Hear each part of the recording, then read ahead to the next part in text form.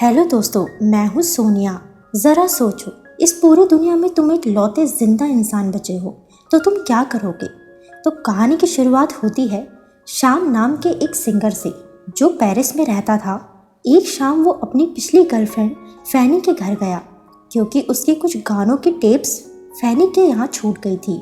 उस दिन फैनी के घर पे एक पार्टी थी जहाँ कई लोग आए थे, पर सैम को इस पार्टी में कोई दिलचस्पी नहीं थी। इसीलिए उसने सीधा जाकर फैनी से टेप लौटाने को कहा, लेकिन फैनी अपने दोस्तों के साथ बिजी थी। इसीलिए उसने सैम को इंतजार करने को कहा। फिर सैम गुस्से में आकर एक कोने में जाकर बैठ गया और उसने थोड़ी शराब पी ली थी। लेकिन जब काफी देर बाद भी फैनी नहीं आई तो उसने जाकर फैनी से कहा कि मैं अपना सामान खुद ले लूंगा। फैनी ने बताया कि तुम्हारी टेप हॉल के आखिर में जो ऑफिस है उसमें रखी है। सैम उस कमरे की ओर बढ़ा, लेकिन नशे की हालत में वो एक आदमी से टकरा गया। खैर, कमरे में पहुंचकर उसने टेप ढूंढी, पर तभी उसे एहसास हुआ कि उसकी नाक से खून बह रहा था। उसने तुरंत दरवाजा बंद किया और लेटकर आराम करने लगा। कुछ ही समय में दरवाजे के बाहर बहुत तेज तेज आवाजें आने लगी, लेकिन सैम ने नशे की हालत में ध्यान नहीं दिया और वही सो गया। अगली सुबह जब उसकी आंख खुली तो उसने अपना सामान उठाया और बाहर की ओर निकल पड़ा। पर जैसे ही उसने दरवाजा खोला तो उसका दिल दहल गया। पूरा घर तहस नहस हो चुका था और जगह जगह खून के निशान थे, लेकिन सैम को वहां एक भी इंसान दिखाई नहीं दिया।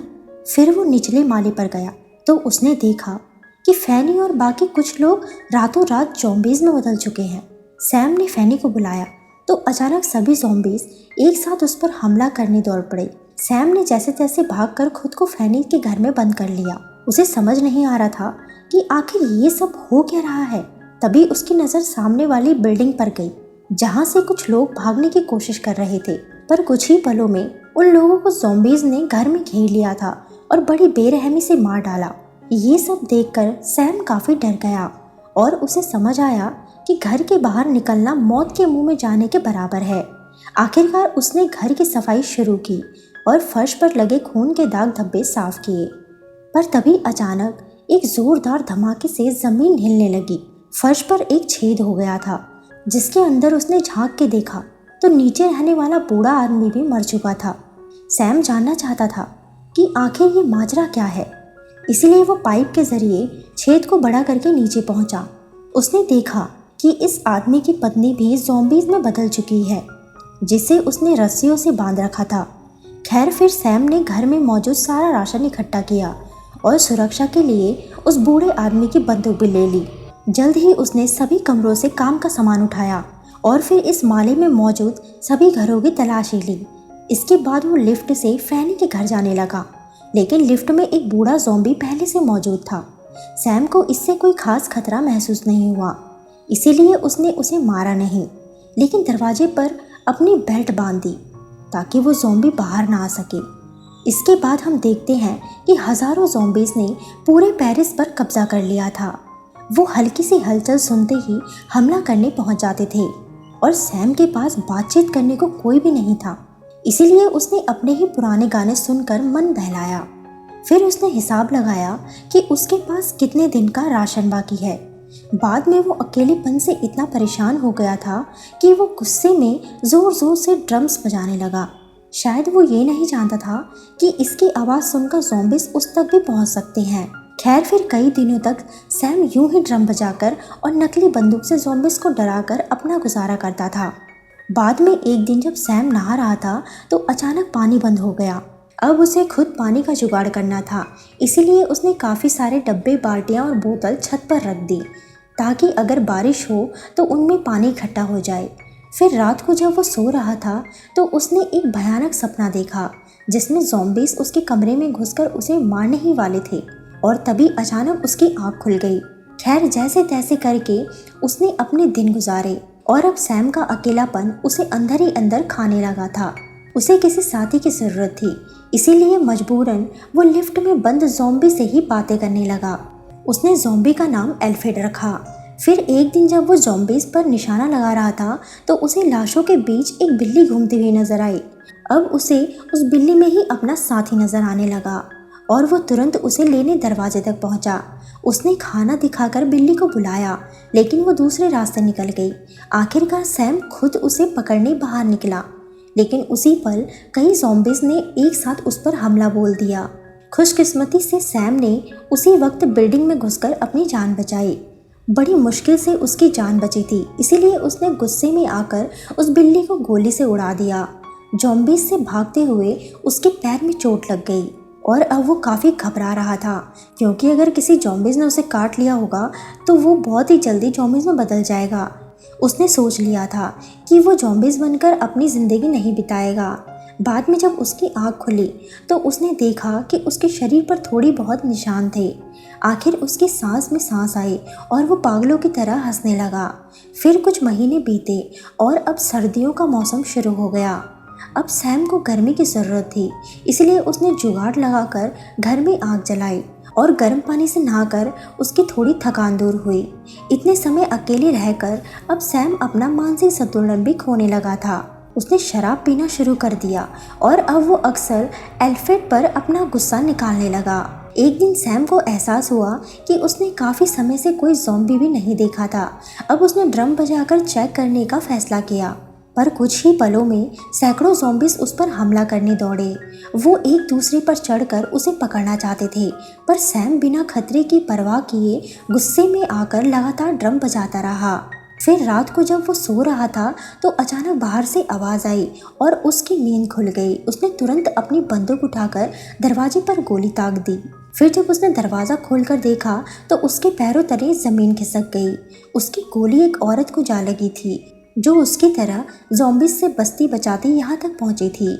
सैम को बहुत पछतावा हुआ और वो तुरंत ही उस लड़की को उठाकर अपने बिस्तर तक ले आया। फिर उसने बड़े ध्यान से ही गोली निकाली और उसके जख्म पर मरहम लगाई।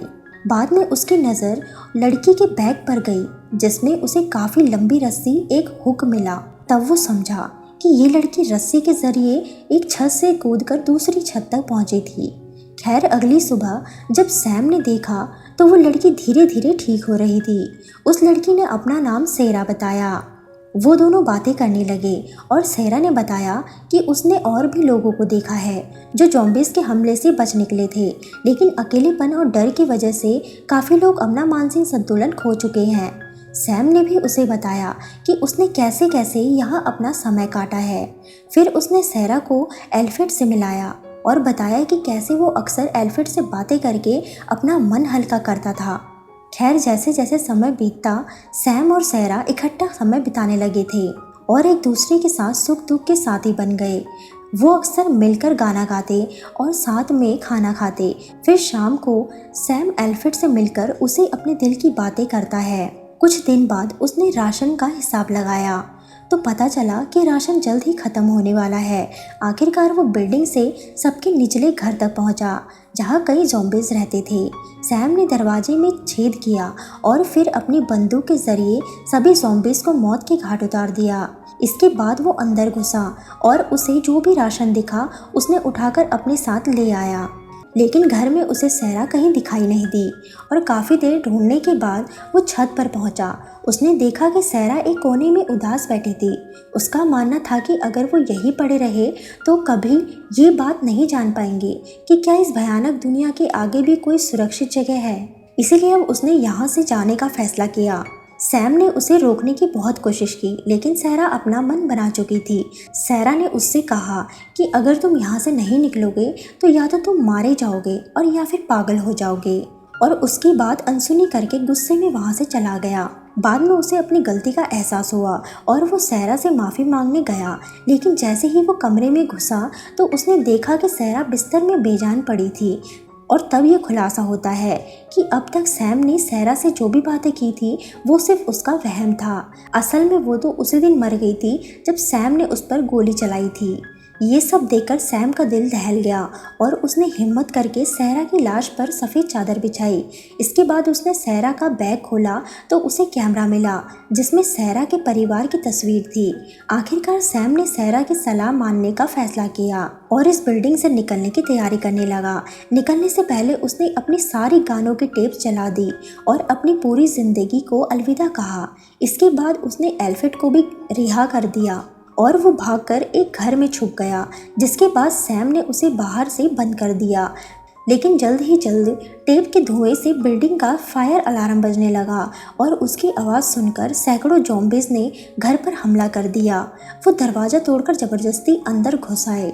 सैम ने उनमें से कुछ को तो मार डाला, लेकिन वो इतने सारे ज़ॉम्बीज़ का सामना नहीं कर पाया। अब उसके पास और कोई चारा नहीं था, इसीलिए वो लिफ्ट की सलाखों से ऊपर चढ़ता हुआ छत तक पहुंचा। लेकिन एक ज़ॉम्बी उसके पीछे चढ़कर यहाँ तक आ पहुंचा।